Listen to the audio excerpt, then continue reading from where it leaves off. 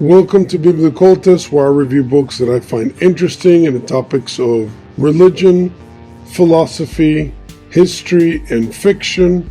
In this episode, I'm going to go over Theatrum, Chemicum, Britannicum by Elias Ashmole.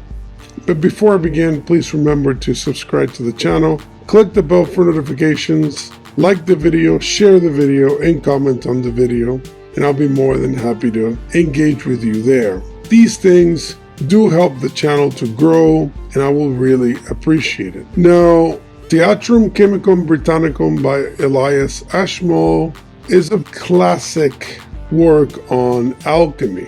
This edition that I have here is from Ouroboros Press from 2011, and it's a very, very nice edition. It is a leather-bound work in beautiful white leather, and it even has these two ribbons that close the book out, which is very nice. So, as a work of art itself, it is spectacular. Also, the type is unique, and it was done in particular for this edition to replicate the style and feel of the original. And I would say it's one of my favorite books in my collection because of the nature of the print. Now, of course, it is white leather, which means that it's easy to stain if you actually handle it and read it. But I read all my books. I don't really have any book that I can think of that is merely just for show. I will read every book. It doesn't matter the quality of it. So if it needs to be stained because I am handling it, I have no issue with it, because that's part of what makes a book beautiful, that it engages with you and also it develops its own history. And the staining itself would be part of the history of the book. It was actually read and utilized. So that's important to me, that the book acquires a character itself. And you can find this edition in other formats, and I highly suggest just get any edition that works best for you. It doesn't have to be the same one. I think you can find this edition. I just think it'll be very expensive to find it now, in contrast to when I got it. I actually even pre-ordered the edition. Now, when it comes to the writing itself, the spelling is a little difficult to get used to. And also the lettering, because the type that was used to replicate the original work is going to have certain characteristics that are classic, but they're not very common anymore. So the S's looking like F's, etc. And the work basically presents a spiritual interpretation of alchemy, and it connects it to the sacred hybridization of Christianity and paganism that is so common in Europe. So it tries to somehow explicate the nature of alchemy as coherent with Christianity and old paganism, to use a term. Also, it is considered to be one of the most important compilations of alchemical works from the British Isles. So that is important to also understand. The work is putting together older works, and by doing so, it allowed its preservation to also preserve older works. So even as a piece of history, it's a very important work. Whether or not it can be used to actually transmutate base metals into gold is a separate question. But again, this is a question that lingers above any alchemical work. As some of you may know, straight up alchemy is about literally changing a base metal into gold. But alchemy, little by little, acquired also an allegorical, symbolic nature. So that line is always a little gray. In every book that I review on alchemy, it's going to have this particular issue.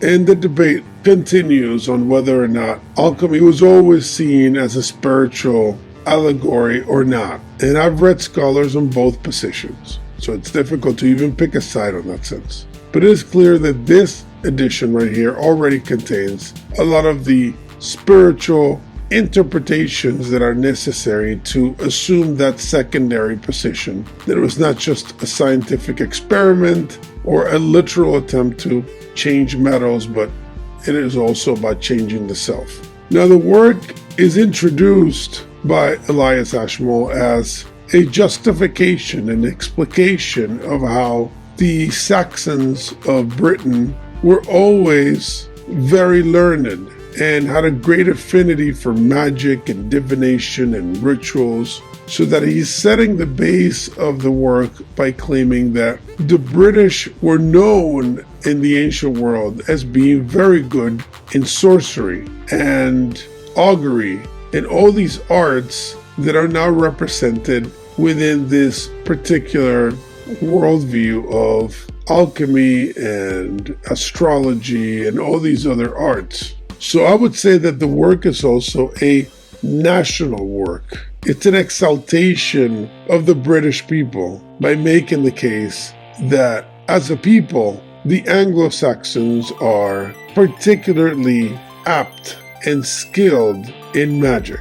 Now, the first work in this compilation would be Norton's Ordinall, which it stems from around the 1400s. This compilation was put together in the 17th century, but it's compiling all the works, and Norton's Ordinall would be the first one that he decided to place in the work. And he immediately goes into the importance of controlling desires, how alchemists have an inclination towards wanting to fulfill certain desires, because obviously if you want to turn a base metal into gold, it means that you want wealth and you want power and you want influence, and the work immediately is trying to temper this inclination and to somehow advise the alchemist to control that inclination if they want to be successful. And this particular viewpoint persists throughout the work. It will continuously argue this and argue the necessity of being self-controlled and patient. So I found that very valuable as an advice for any practitioner of any art. Now, another thing that stood out to me would be the connection between the Catholic notion of transubstantiation and how it was cleverly applied to the alchemical process. Because there seems to be a presupposition here that if transubstantiation is true and legit within the case of the Eucharist, then it must be also true and effective in the case of other substances and materials. So if God allows it in one end, why not in the other? In that viewpoint, it is clearly heretical, but it's also very interesting because it is assuming a Catholic position to then argue a heretical position. It accepts completely the idea that the bread and the wine are converting themselves through transubstantiation, which is a particular doctrine that Thomas Aquinas developed even further. It was already a belief, but he took it to the next level philosophically, and they're using this notion and applying it to alchemy, and I found that to be fascinating. And like I said, patience is a key component in the work, because if you don't have this virtue, then almost nothing will be done, because the alchemical process, and I mean the scientific alchemical process, is an arduous, complex process. And if you don't have patience, it will not happen. Now, of course, that also works a secondary aim, which is to explain or justify why nobody seems to be able to pull off this transubstantiation of iron into gold.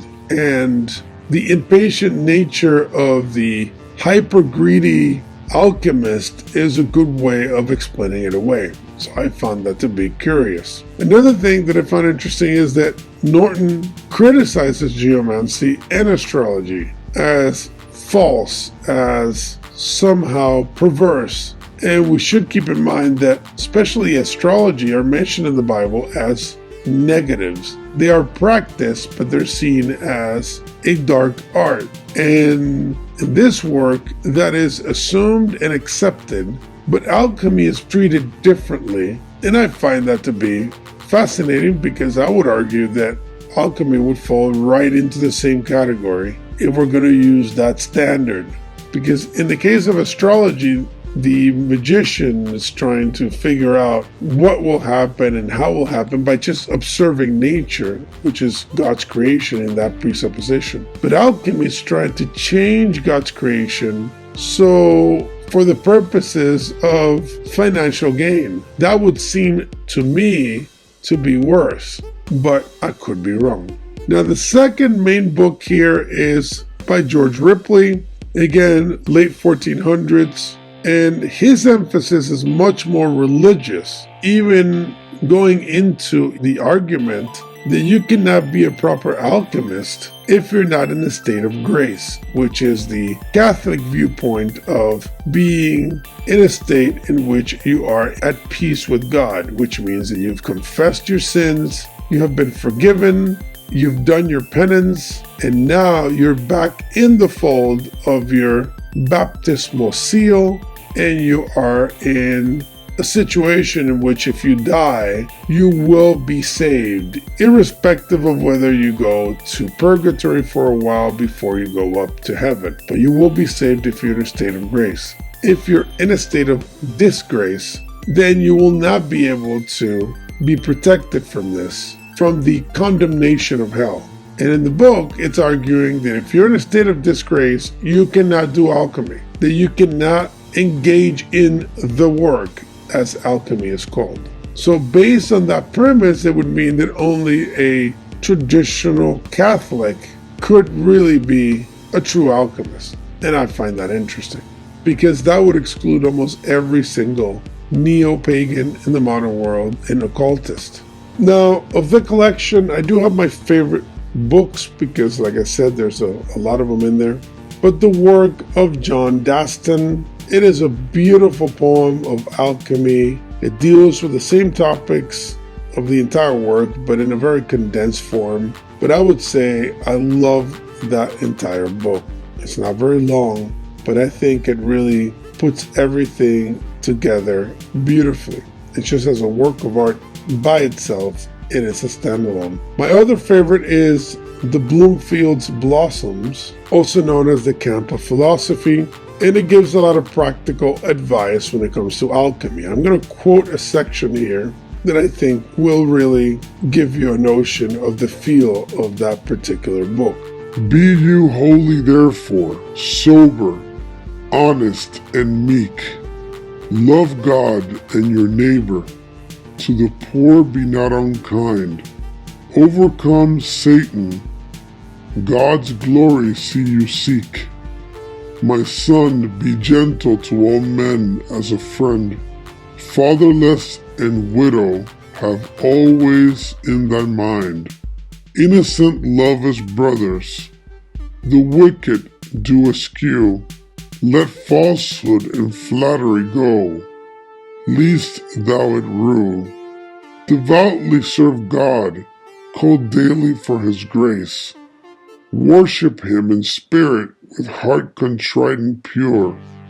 In no wise let Satan thy prayers deface. Look thou be steadfast in faith and trust most sure. Lay up treasure in heaven, which ever shall endure. So as you can see in that section, it is quite clear that it is not only a very Christian work, but it also puts a lot of emphasis on the spiritual dynamics of the work. And I would argue it is counter to the very notion of original alchemy, which is the search for power and glory and the alteration of nature for the sake of the sorcerer. And that viewpoint fits more with what you would call modern Satanism, which is more Nietzschean in a way, that seeks self-aggrandizement, kind of like classic occultic Luciferianism.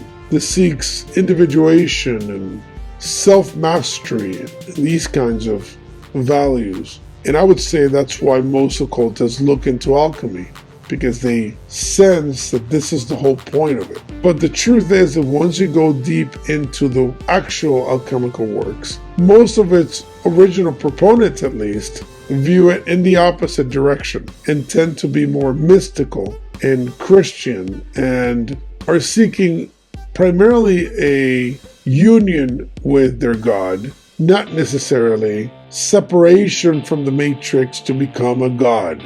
This mood is not present in these traditional alchemical works, and that's important to note. Now, Ashmole's annotations and discourses at the end, to me, is actually one of the most important sections of the work, because it goes deeper into all the different elements of the work. It actually explicates most of the works in the compendium so as to give you a unified perspective of everything that is being discussed. And I would say it's a crucial reading, and it's actually my most annotated reading of all because of how well it is done. And I will actually close this short review with a quote from it as well, because I think it will really give you a sense of the entire work, but also of that section. Quote, "Now I deny that any measure of understanding in natural magic,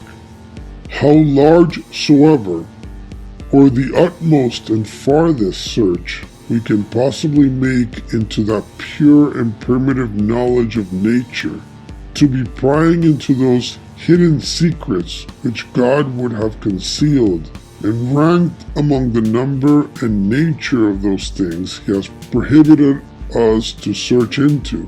And this is fully manifested from Adam, who before his fall was so absolute a philosopher that he fully understood the true and pure knowledge of nature in the highest degree of perfection, insomuch that by the light thereof, upon the present view of the creatures, he perfectly knew their natures, and was able to bestow names suitable to their qualities and properties.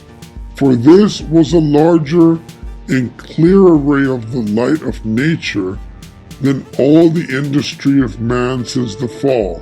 So as you can see, Ashmole is arguing that the search for knowledge and the study of nature is the key to understand God, but that there's a danger involved in this. And that danger represents self-aggrandizement, which is basically what I was stating, that one thing is to practice the allegorical forms of alchemy as a mystic path towards union with God and an understanding of God, and the other is to practice the dark arts, as they are called, for the purposes of self-deification, divorce from God himself. Doing this is considered to be not only blasphemous, but evil, and a straight path into damnation. So again, as a work of history, as a work of art, and as a work of ancient alchemy, it is a spectacular book, and it should be in everyone's bookshelf if they enjoy this kind of topic. And of course, this particular edition is so wonderful that it makes the whole thing come together very nicely. So in certain cases, the editions do enhance the beauty of a work because it makes everything come together in a very beautiful way. But again, just find any edition you can find and you will enjoy it also. Please remember to subscribe to the channel, click the bell for notifications, like the video, share the video, and comment on the video. And hopefully I will be able to engage you there. So thanks for being with me.